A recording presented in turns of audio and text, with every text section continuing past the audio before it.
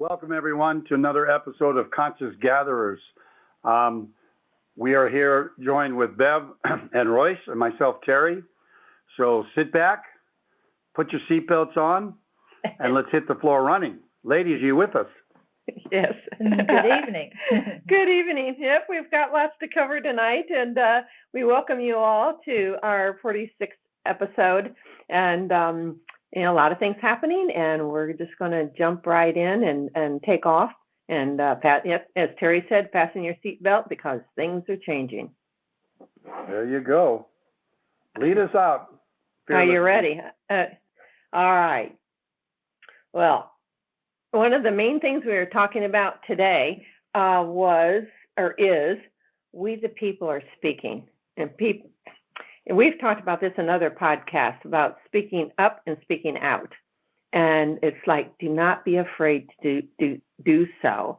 And some things that were coming to me earlier this week were being not afraid to offend another when speaking your truth, because people will be able to hear that truth. And if it does offend them in whatever way, but it also makes them think. So we're not out there to offend anybody. When you speak your truth, that is not your intent. If that's in your intent, then you keep your mouth quiet. But the higher truth that comes out will be the truth of love, if that makes a sense to you all, because it's within you. That truth it's a feeling that you feel. And we even talked about that in the last podcast, to trust those feelings. If it doesn't feel right, then don't go there. And I've learned my lesson again this week on that. So it's something I listened to and kind of thought about it, and it really thought, no, this is not my truth. This doesn't sound right. I won't go into what that is because I don't want to bring that up. But it's to trust the feeling of it, and you know how that affects you. So in other words, do not be intimidated by another, and be aware of what's playing out there in the world, and maybe another's drama, and be it real or imagined. And that's not to say that you don't have compassion for people. We do have compassion for people, but I think the thing is not to be reactive to where you've jumped into it with both feet and you're just, you don't know which way to turn either. That's not going to help anybody. But to have compassion for people, that's a wonderful thing. And to offer hope and help when you can. Yeah.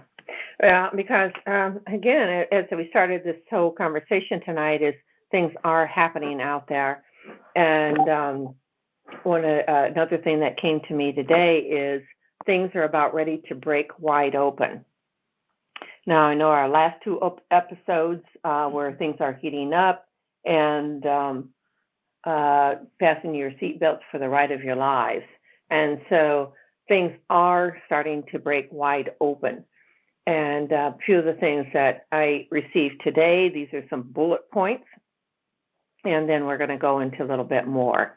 Number one was what has been going on. So the old game of control mechanisms is over, or it is.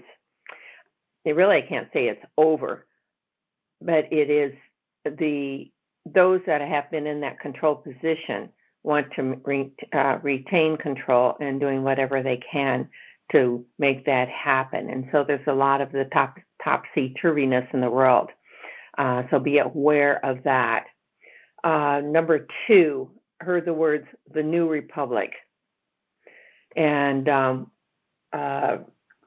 I would like to talk about that a little bit. And in an article that I sent out, so many of you people may have read this that are listening, but some of you that have not, is an article I wrote called Coming Soon. And in that is some bullet points of some of the things that are going on. And the first item, I'm going to let Royce talk about it because she's the one that saw this information come through. Yes, what I saw was a certain gentleman came out of a very well-known aircraft, and he was addressing the people that he saw.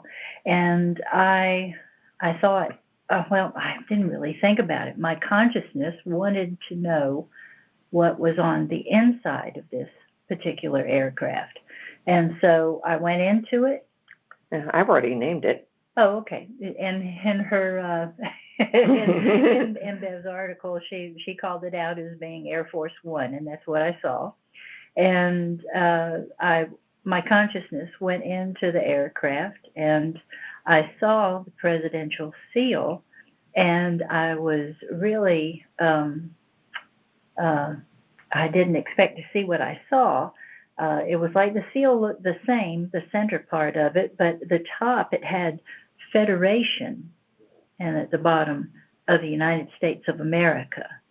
So it was there was obviously a change from the Republic as we know it to the word Federation. So that would be like a restart.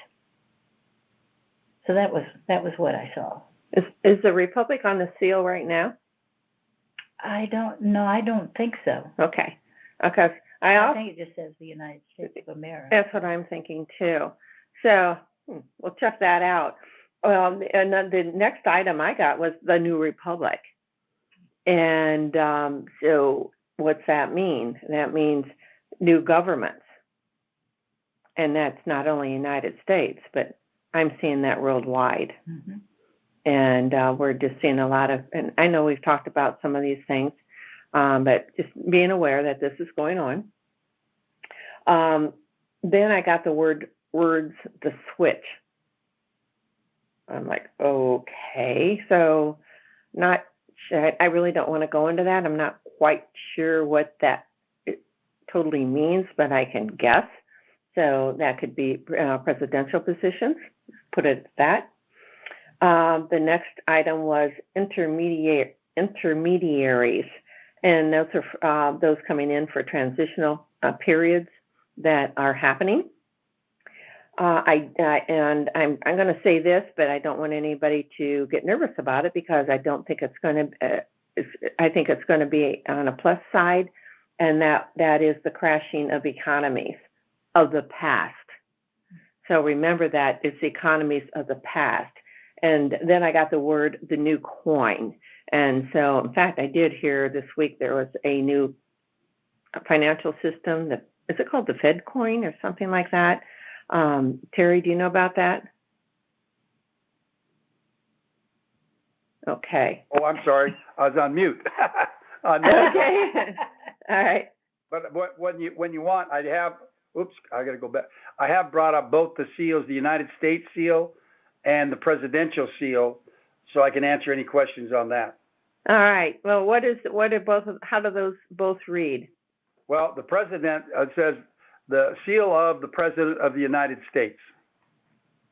And, it's got the eagle holding the wreath and holding the arrows and that stuff and the stuff above it.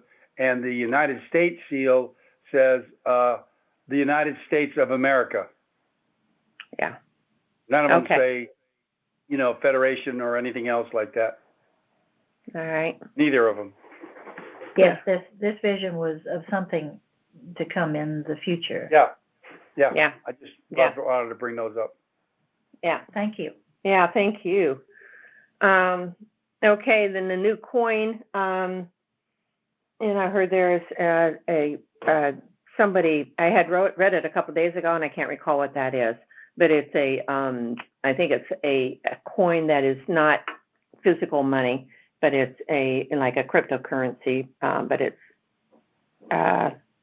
not even a cryptocurrency. So Fed coin or something like that, but I could be wrong. I can't recall what that is. So somebody out there listening will know what I'm talking about.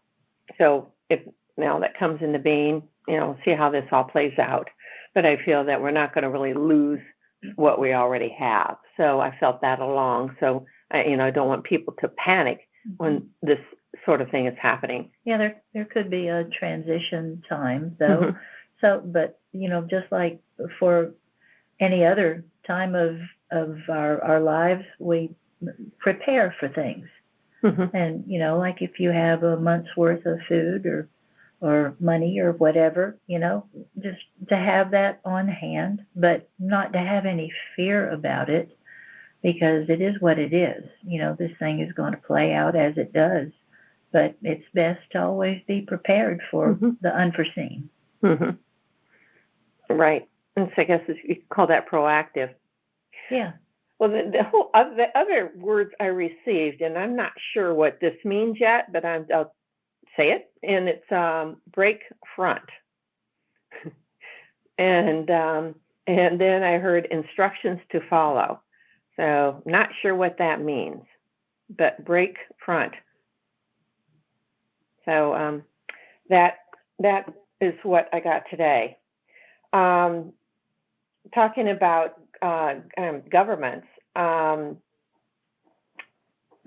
change in governments as an echo effect of Atlantis. So, Royse, you were getting a lot of that information. Can you recall? Yeah, the three circles of Atlantis, the three concentric circles, it set a pattern for the planet, a pattern to be followed in many different ways and interpreted in many different ways. And but it's like the energy going, like when you throw a rock into a river, you see the ripples go out. When you make one movement, it doesn't just stop right there. The energy from that moves out. It's like the effect that we have on people. You tell one person, I love you, and because they feel it, they can spread that to somebody else by, maybe just an act of kindness or by words. Can be transferred in any number of different ways, but the energy keeps going out. So it's that was pretty blatantly laid out as a pattern in Atlantis, and it's many different cultures have it as well. And in the tarot, you'll find that in the Wheel of Fortune. The other thing that I got, that we're at the end of this timeline, and I think that's pretty evident, as that's why we're all here, because we're going through this so-called ascension process, and we're moving to a higher frequency. So we've discussed this. What we're doing is to wake people up, saying, okay, this is happening, and who and what we truly are, and we're finding out that we're such magnificent beings. But this is the end of this old timeline, and so it's being played out, and it gets a little chaotic as we're moving forward to let go of.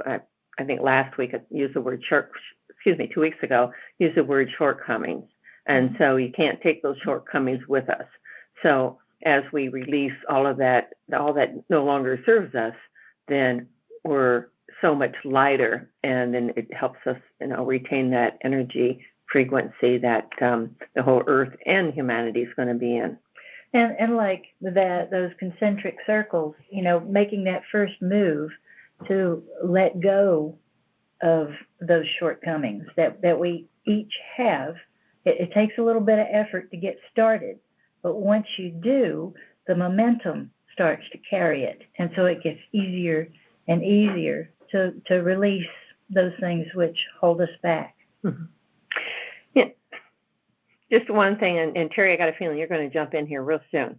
One thing, a couple things. Do you remember, it was even, say, 10, 20 years ago, how often did we tell another person that we love them? Maybe your children or your spouse. But now it's pretty common for someone to speak, I love you. And Royce a couple weeks ago or 4 weeks ago brought up, you are beautiful. And I'm using that more often now, and so are others. We're talking that, people don't use that word, have never heard that. And now it's like, yeah, people are beautiful in many, many ways. So it's just understanding the changes that we have gone through and we continue to go through, and how more open we are. And people, like in what's happening in Cuba right now, is as the people are speaking up, they want their freedom. They've been under a communist rule, and they're saying, okay, I've had enough of how this has been going. I want the changes to happen. We the people are speaking. Yeah. Terry, you're on mute. You're okay. No, I'm here. All right. Do you have anything to add? Yeah, well, two things came to mind when Royce brought up the rings of Atlanta. I haven't seen anything, but a sense came to me that our 5 Olympic rings that are intertwined had come from Atlantis. And the representation of the 5 races that were on Earth that were to work together as opposed to in competition for each other. We are united as one, working as one, intertwined as one, but yet we had our identity in the races that were here. Somehow I feel that Olympic rings came from Atlantis. Can't prove it. It's just a feeling. And it's a shame that that unity, that the games have changed so much that now it's, all medal count. The countries use it as a superiority type thing. In fact, they've even, I think, done away with, you used to get an athlete from a country, let's say he wanted to be a swimmer, and he was the only swimmer from the country.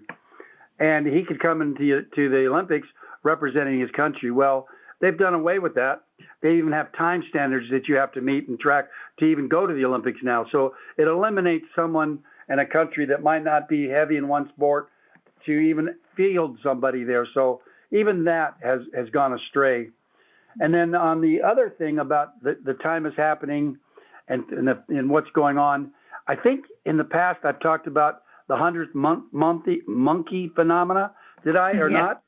But I want to circle back and talk about that, because that's what's going on here right now in energy and in our growth. So the phenomena of the 100th monkey, for those that might not have heard about that, is that there was a monkey who at some island somewhere started washing their food before they ate it. And that wasn't a tradition, that wasn't a habit that the monkeys were doing at that time.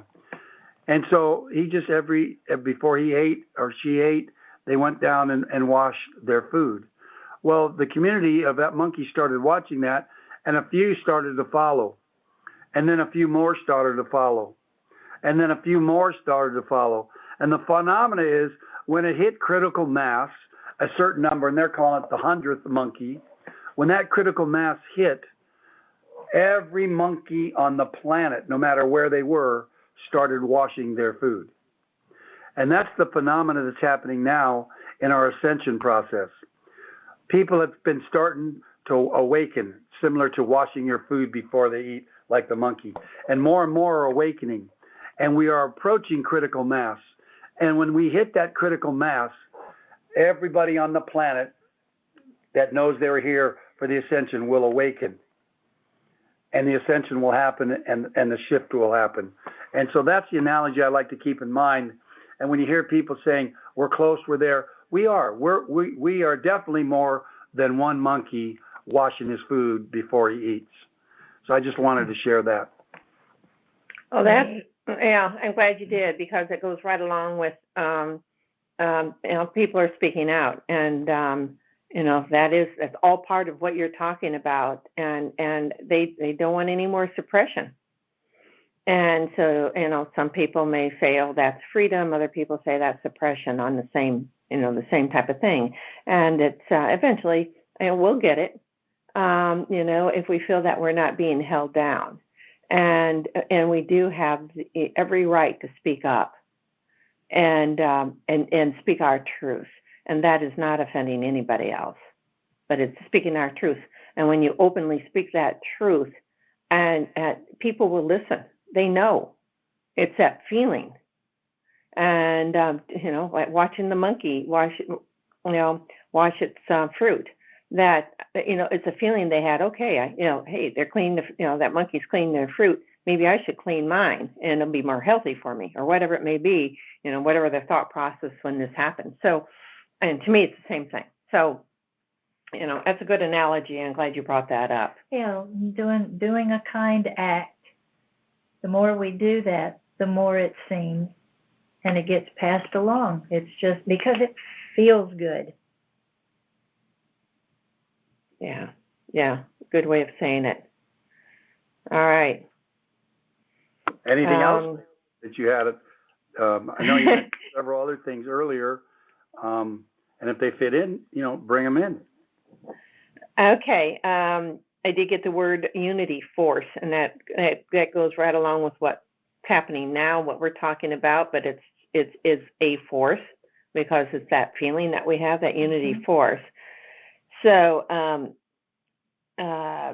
it's that unified feeling that we are so much more than little beings bickering about everything. We are grand, beautiful beings, and that's the thing to be celebrated. Yeah, so you just understand that work is being done in a spiritual, uplifting way to let people know that something is happening. There's a lot happening behind the scenes that we're not seeing. Some of it is not very pretty, but that's part of the old paradigm, just getting blasted out of this earth. It's a way of saying it.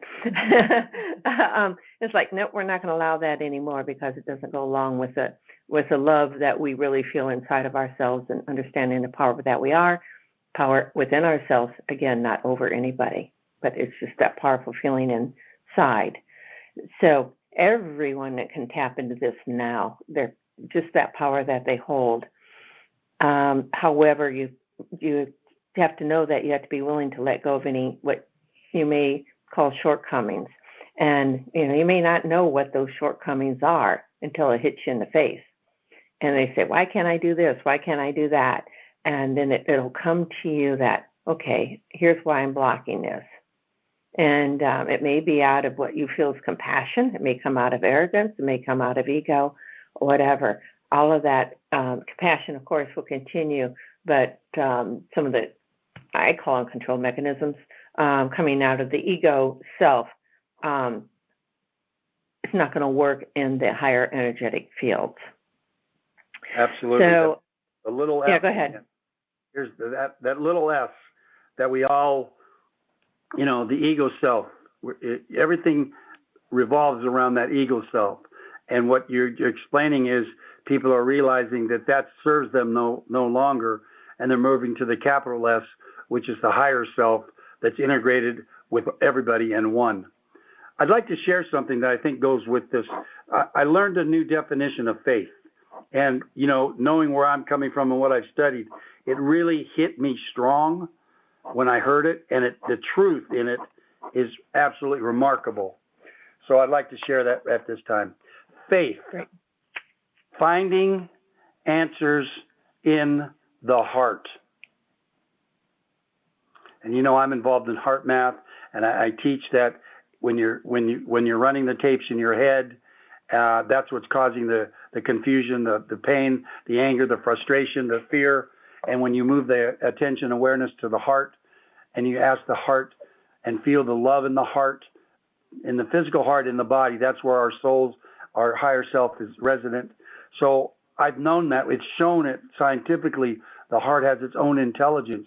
And when I heard this said that faith is finding answers in the heart, I just went, oh my gosh, that's the definition I'm going to hold on to.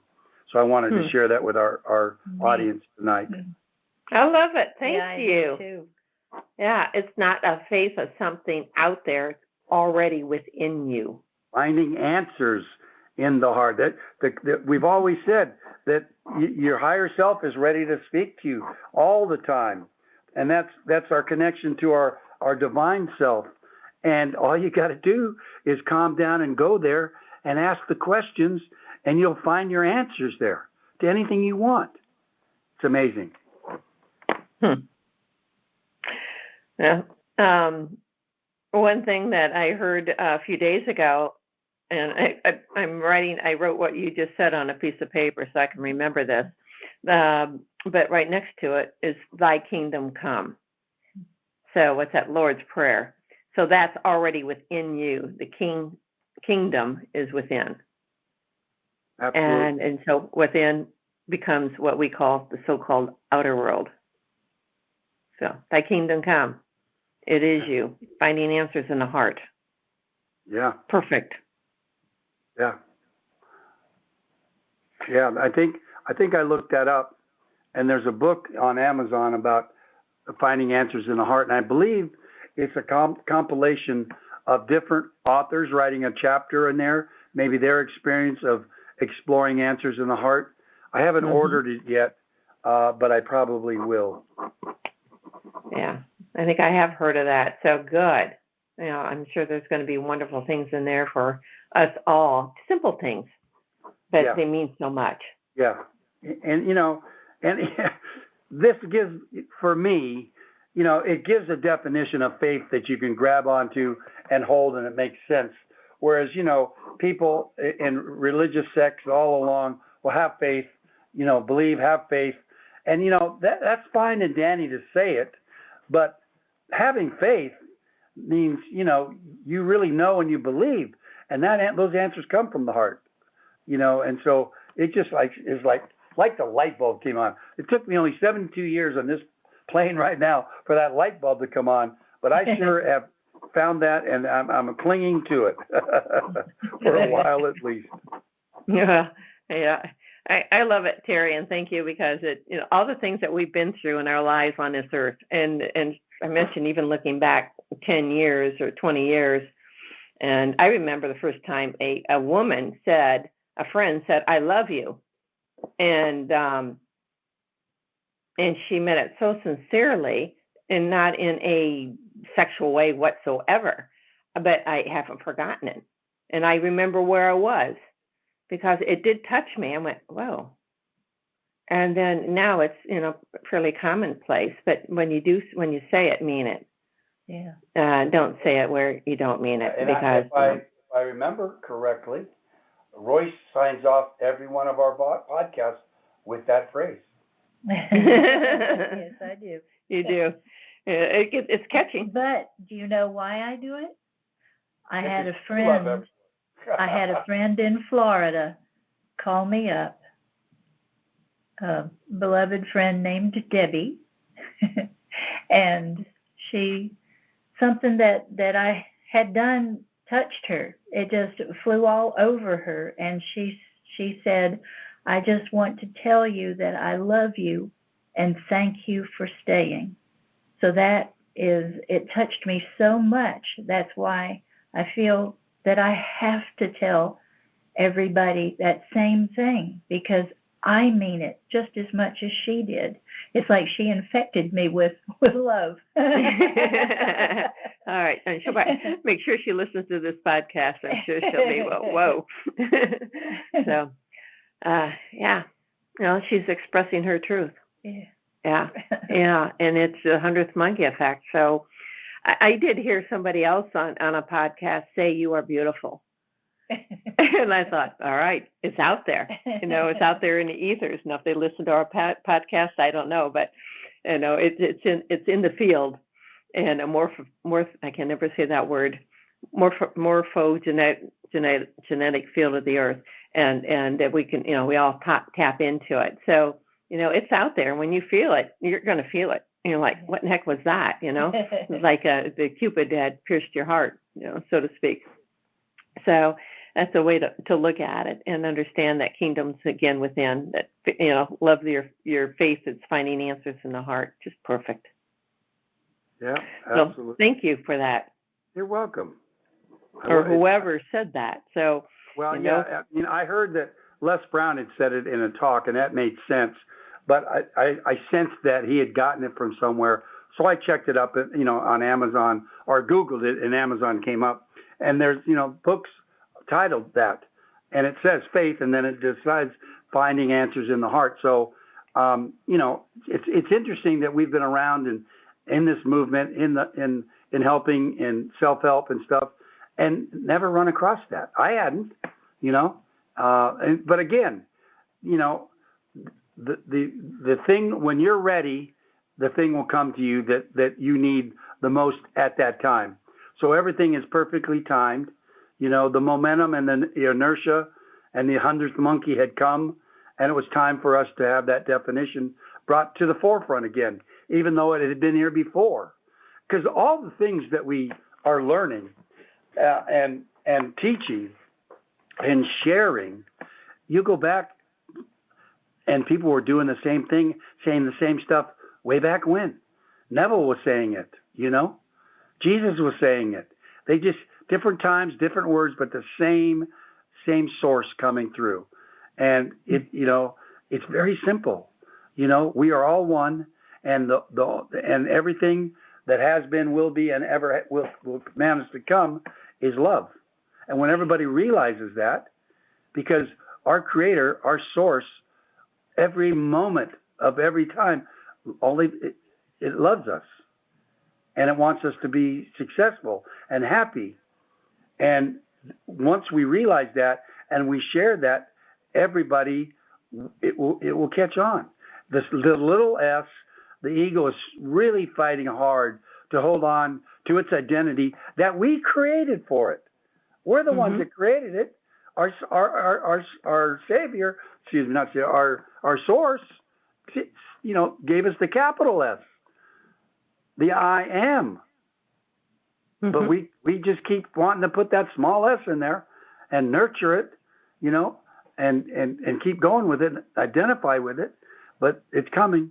The 100 monkeys coming, and the capital S will be reigning again within us. So I'm complete for the night, actually. So it's up to you, ladies, if you have anything else, or we can end for the evening. If we do that, our next podcast will be on the 27th of July. But if you have something to say, ladies, I'm all ears. Well, okay. I would like for you to please close your eyes for just a moment and feel my arms wrapped around you, and know from my heart how much I love you. Thank you for staying. Thank you, Royse. Thank you, Royse. All right. Thank you all for listening tonight, and it is that heartfelt feeling that Ms. Royse is speaking right now, and I think you can feel it. So we love you all, and I do mean that, and love yourselves, and remember that you are beautiful. Good night, everyone. Thank you for joining us. Good night. Good night. Okay. You have a clean